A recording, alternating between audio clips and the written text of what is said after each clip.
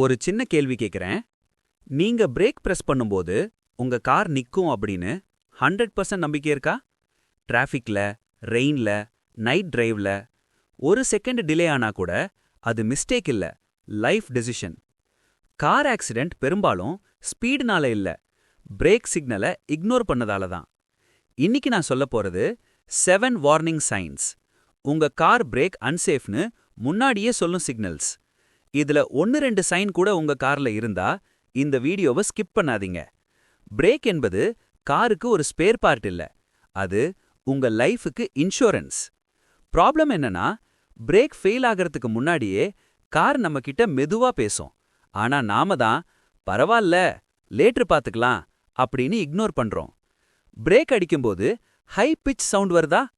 இது மியூசிக் இல்ல, கார் அழுது கத்துறது.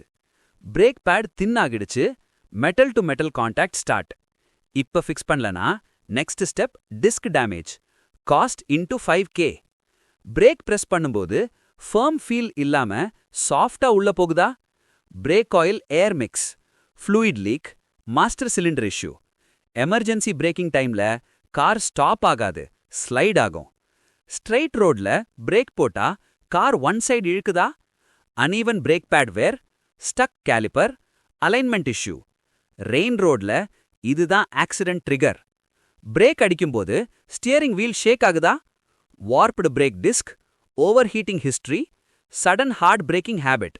இக்னோர் பண்ணினா control loss guarantee. Earlier brake press பண்ணினா ஸ்டாப் ஆன கார் இப்ப டிலே ஆகுதா?